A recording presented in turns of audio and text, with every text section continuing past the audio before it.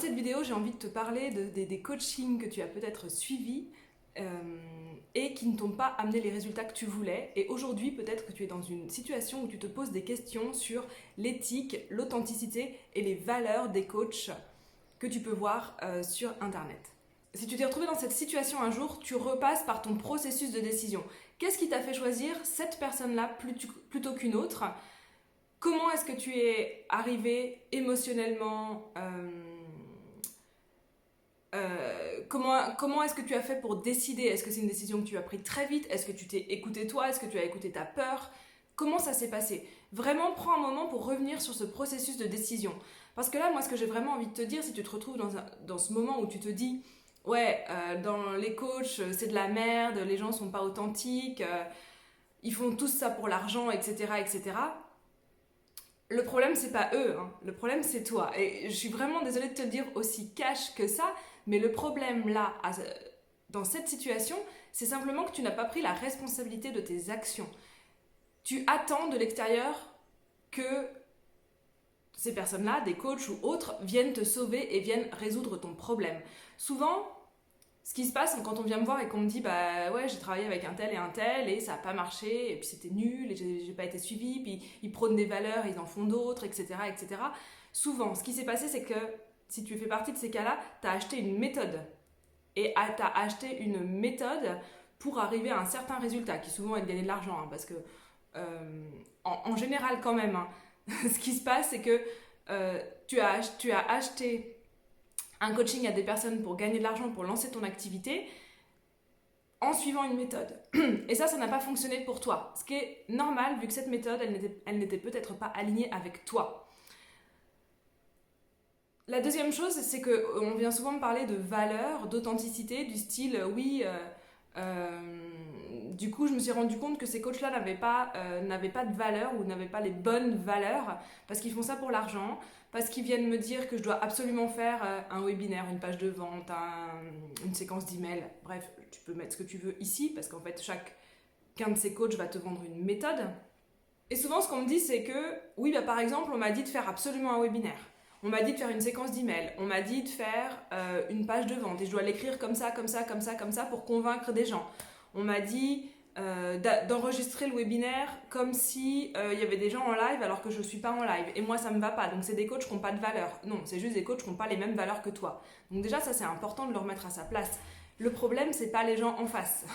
Ces gens-là, ils viennent refléter quelque chose qui n'est pas guéri chez toi. Ils viennent, sans faire exprès bien sûr, hein, c'est inconscient, ils viennent toucher émotionnellement une blessure chez toi qui n'est pas guérie. Si ça t'est arrivé plusieurs fois, c'est parce que l'univers là, il vient te montrer que la manière dont tu décides, la manière dont tu prends des décisions n'est pas la bonne pour toi. Tu es en réaction à une blessure, tu es en réaction à une émotion, t'attends que le monde extérieur vienne t'aider, mais tu n'es pas dans ta responsabilité. Donc déjà, ça c'est une première chose qui est hyper importante. Ce n'est pas la faute des coachs en face. Il y a des gens pour qui c'est très très aligné de faire un webinaire en faisant semblant qu'il est en live. Parce que ça les amuse. Ok, ces gens n'ont peut-être pas les mêmes valeurs que toi, ils ont des valeurs quand même. Je pense qu'un des trucs qu'il faut vraiment comprendre, c'est que tu ne peux pas dire que quelqu'un n'a pas de valeur. Quand tu penses que quelqu'un n'a pas de valeur, tu es simplement en train de juger qu'il n'a pas les mêmes valeurs que toi. Gagner de l'argent, avoir de l'argent, peut être une valeur pour quelqu'un. Donc de faire les choses pour gagner de l'argent, c'est peut-être sa valeur première. C'est peut-être pas la même que toi, mais ça veut pas dire que cette personne n'a pas de valeur. Donc je pense que là c'est vraiment hyper important aussi de remettre à sa place le fait que en fait tout le monde sur cette terre a ses propres valeurs. Alors des gens les connaissent plus ou moins, mais tout le monde sur cette terre a ses valeurs et va agir en fonction de ses valeurs. Bien sûr, on a tous des valeurs différentes. Moi mon but aujourd'hui, c'est pas de te dire ne fais pas croire que ton webinaire en live est alors qu'il est enregistré, mais je m'en fous, si ça t'éclate de faire un webinaire enregistré en me faisant croire qu'il est en live, vas-y. Si c'est aligné avec toi, vas-y. Moi, personnellement, je le fais pas. Ça veut pas dire que ma valeur est meilleure que celle du gars qui va la faire. Simplement, on a des valeurs différentes. Donc, quand tu choisis un coach, quel est l'espace en toi qui va te faire choisir ce coach-là ? Parce que, vraiment, si c'est trouver la méthode qui va fonctionner à tous les coups, je sais pas quoi, ça me paraît vraiment Enfin, tu crois au Père Noël? Il y a un moment donné, je ne sais même pas quoi répondre à ça. Il n'y a pas une méthode qui fonctionne à tous les coups, c'est pas possible. On est 7 milliards d'humains sur Terre, on est tous différents, même si on se ressemble pour beaucoup de choses. Il y a des méthodes qui vont peut-être fonctionner plus que d'autres sur une certaine tranche de la population, parce que avec des jeux de persuasion, en sachant comment sont les personnes en face, quelles sont leurs blessures, comment fonctionne leur ego, oui, il y a des méthodes qui vont fonctionner mieux que d'autres. Mais il n'y a pas des méthodes qui marchent à tous les coups. En fait, si tu crois encore qu'il y a une méthode qui marche à tous les coups, bah arrête. Je sais pas quoi te dire d'autre. Arrête, c'est pas possible. Si t'es encore à la recherche de la méthode qui fonctionne, bah, tu vas continuellement tomber sur des personnes avec qui tu ne seras pas satisfaite du résultat que ça va t'apporter à toi. Parce qu'en plus, à mon avis, quand ça t'arrive comme ça, c'est que tu es en réaction totale à... Il y a une blessure en toi, donc là, tu es en train d'aller dans le truc qui va aller appuyer sur ta blessure, donc ça va en plus, pour sûr, ne pas fonctionner pour toi. Parce que là, ça vient juste te montrer qu'il y a quelque chose qui n'est pas guéri en toi, et que ça, c'est important de le faire. C'est important d'abord de guérir ça, avant de vouloir appliquer une méthode, un truc qui va fonctionner pour ton business. En fait, la première étape, le prérequis pour lancer ton activité, pour trouver la manière dont ça va fonctionner pour toi, le prérequis à ça, c'est prendre ta responsabilité. C'est arrêter de chercher à l'extérieur quelque chose qui va te sauver. Et je ne te dis pas que tu n'as pas besoin de coach. Moi, aujourd'hui, je prends ma responsabilité et j'ai des coachs. Sauf que c'est pas du tout du même espace que si j'attendais qu'on me donne une méthode, un truc, la séance de coaching qui va tout changer dans ma vie. En prenant ma responsabilité, je choisis mes coachs en fonction de ce qu'ils vont m'apporter, de leur énergie, de leurs valeurs, de la manière dont ils ou elles travaillent. Et je suis pas déçue. Je suis pas déçue parce que je sais ce que je vais chercher avec eux, je sais pourquoi je travaille avec eux et je sais ce qu'ils m'apportent. Et je suis responsable de la mise en place ou pas. Je suis responsable d'appliquer ou pas. Je suis responsable des résultats que j'ai ou pas, en fait. C'est pas eux qui sont responsables de ça. Donc ça, c'est une première chose que je voulais te dire, c'est que vraiment, quand tu te trouves dans cette situation-là, tu n'as pas encore pris 100% la responsabilité de ta vie. Donc ça, c'est vraiment ce que l'univers vient te montrer. C'est important. Alors peut-être que ça te fait chier ce que je suis en train de te dire et c'est complètement ok, mais juste garde-le en tête. Et puis on en reparle peut-être dans une semaine, un mois, 6 mois, 10 ans, 50 ans si tu mets vraiment super longtemps à te transformer. C'est ok, ça dépend de ce que tu veux faire de ta vie. On peut se revoir dans une autre vie aussi si tu veux. La deuxième chose que je voulais dire sur ce sujet de authenticité, valeur, éthique du coaching, etc., etc. Donc en dehors du fait que chaque coach a des valeurs, simplement tu n'as qu'à choisir un coach qui a les mêmes que toi, si vraiment ça c'est important pour toi. Puis non, j'ai lu des coachs qui disaient oui, c'est pas bien, ces coachs qui font pas faire des vraies transformations, ou ces coachs qui font faire des trucs qui sont pas bien pour les gens, qui sont pas éthiques, blablabla, blablabla. Donc oui, peut-être que tu auras envie d'écouter ces coachs-là, plutôt que moi qui est en train de te dire que c'est ta responsabilité. Ce serait beaucoup plus facile sûrement d'écouter ceux qui vont te dire bah non, c'est la faute de ce coach-là, il devrait pas te faire un webinaire enregistré en faisant croire que c'est un live. Il ne devrait pas te donner une séquence d'emails toute prête parce que ça ne peut pas marcher pour tout le monde. Si tu préfères écouter ces personnes-là qui te disent que c'est la faute des autres, c'est simplement qu'aujourd'hui, c'est plus facile encore pour toi de te dire que c'est pas leur faute. C'est que de nouveau, tu n'es pas encore dans ta responsabilité.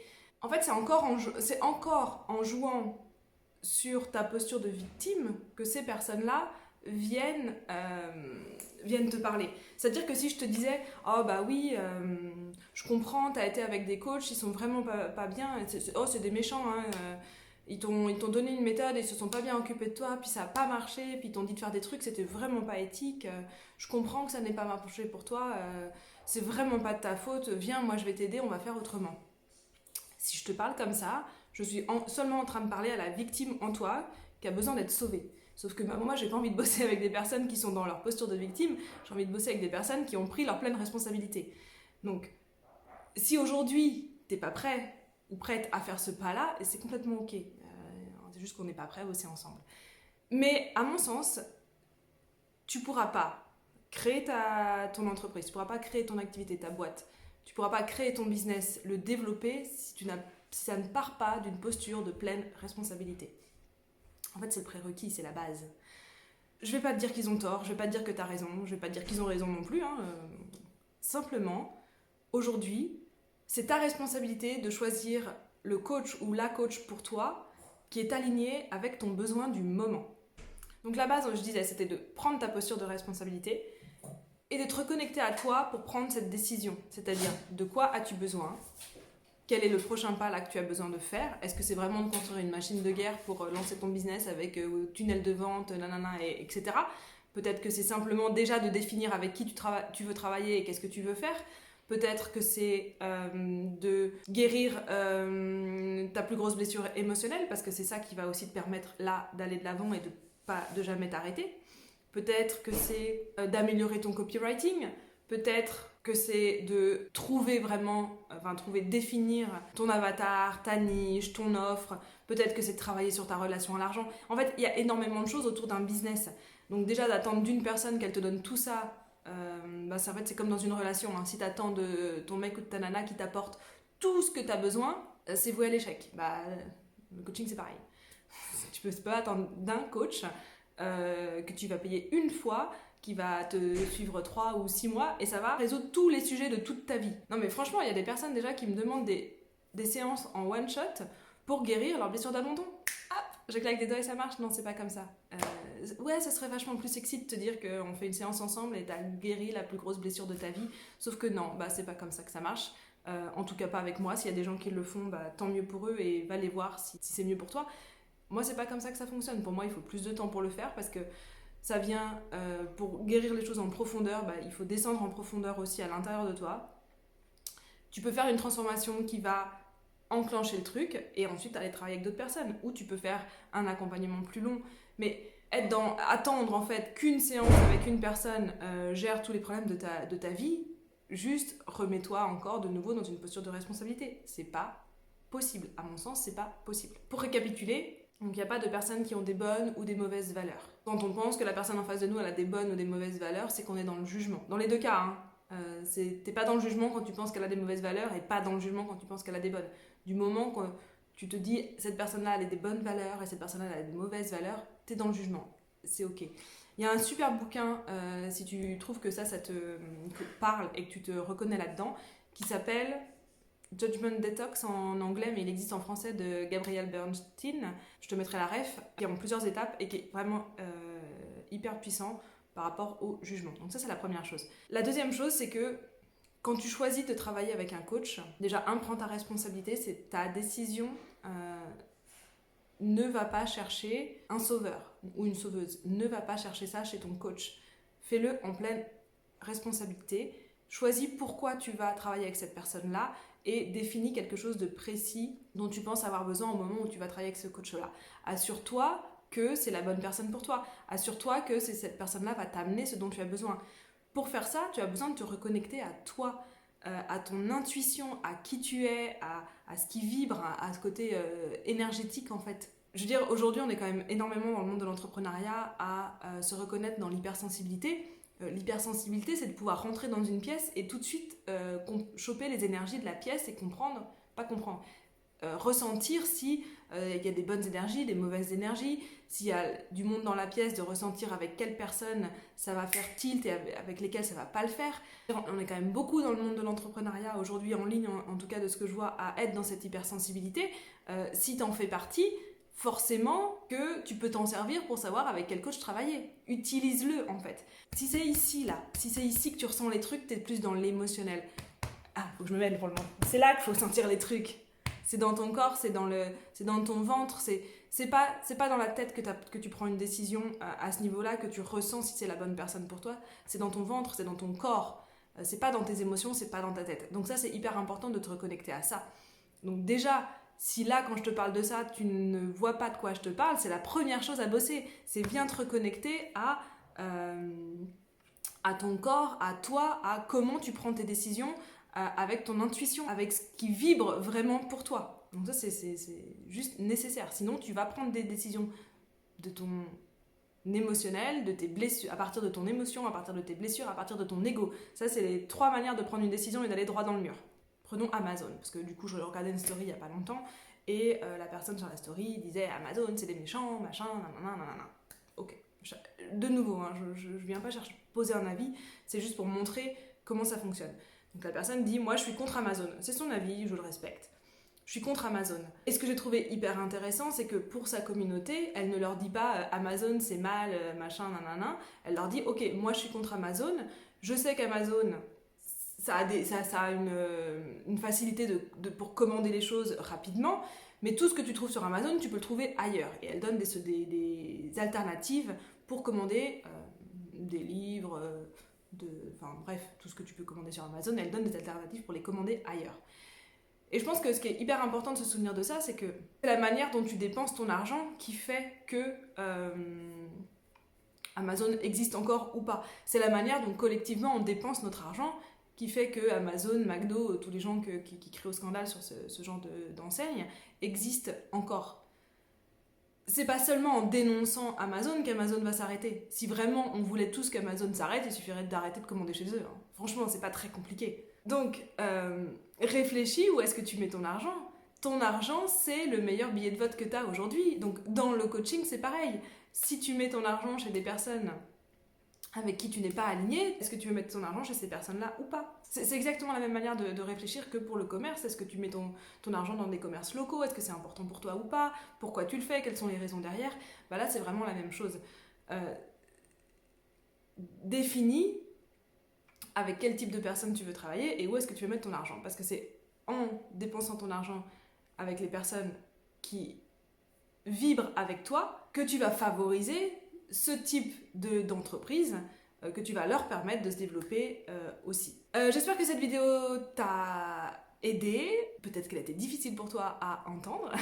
C'est ok, tu peux me le dire en commentaire. Peut-être que t'es pas du tout d'accord avec moi et que c'est super énervant de m'entendre dire ça parce que non, c'est eux les méchants. Ou autre, hein. Peut-être que tu as une autre manière de voir aussi. Dis-moi en commentaire, ça m'intéresse.